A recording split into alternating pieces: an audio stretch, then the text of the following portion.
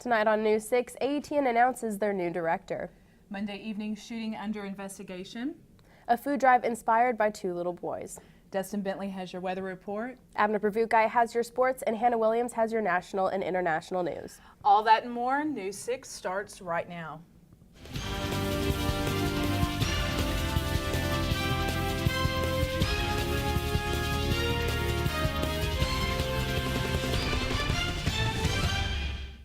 Good evening, I'm Chandler Watkins. And I'm Caitlin Cook. Thank you for joining us. Our top story tonight, Governor Asa Hutchinson announces a new AETN director. But first, Conway barely avoided a tornado last night. Were you awake for any of that? Oh, both of it. Oh my gosh. Oh, both of them. It was crazy. And our weatherman, Dustin Bentley, was asleep for all of it. Let's send it over to him. Thanks, Dustin. Governor Asa Hutchinson names the new director of AETN, Courtney Pledger. She takes this position after the death of former director Alan Weatherly, who worked with AETN for more than 20 years. Pledger has served as the executive director of the Hot Springs Documentary Film Festival and as an executive producer for DreamWorks Animation. She will begin her directorship on March 20th. David Hartzell has been arrested for setting a fire off in Germantown apartment complex with 2 homemade bombs. 2 people were injured and a dog died in the fire. The fire was under control within 30 minutes. According to Conway detectives, 2 Molotov cocktails were found in Hartzell's apartment. A Molotov cocktail is a homemade bomb made in a glass bottle filled with a flammable liquid of alcohol or gasoline. 1 bomb was found on the kitchen counter and the other under the sink. Hartzell is currently being held in the county jail on a $500,000 bond. Hartzell is charged with felony arson and 2 counts of first-degree battery. A UCA student juggled his way out of a situation, literally. Junior Blake Puckett was pulled over Friday night, proving to officers that he was not under the influence. According to Puckett, he was driving slow because one of his taillights went out. Around a college campus later at night, the driving gets slower. It's a typical indication that one might be impaired. And this is from UCA's campus officer, Sergeant McKay. To prove to the officers he was not intoxicated, he juggled, which was caught on police dashboard. The video went viral with over 2,000 shares on Facebook. Puckett was not given a ticket, but he was ordered to give another juggling act.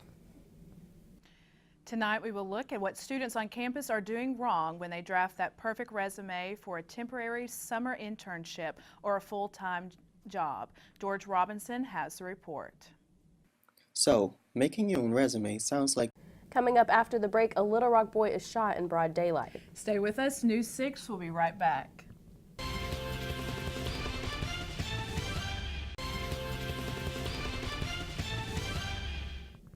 A Monday shooting is under investigation after a boy was shot in the middle of the day.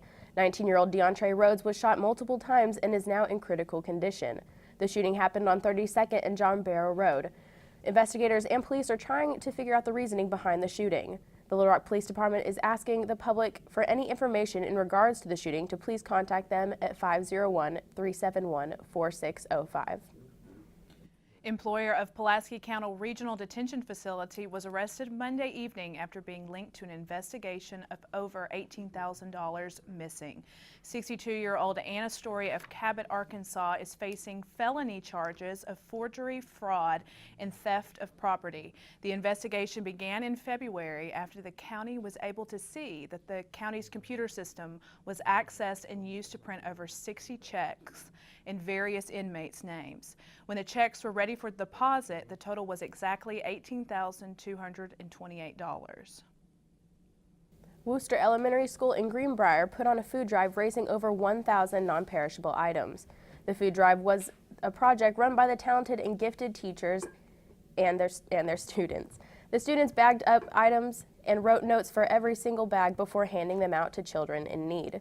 Their biggest donors were twins George and Mateo Belu, who brought in 430 goods, surpassing the rest of the students.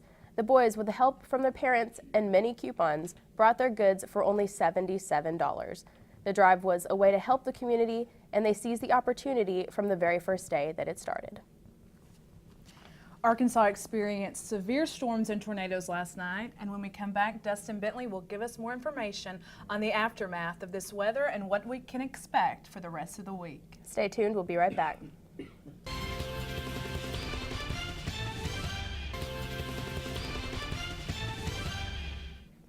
The Blue Sail Midtown location here on campus has become a popular place for students and faculty.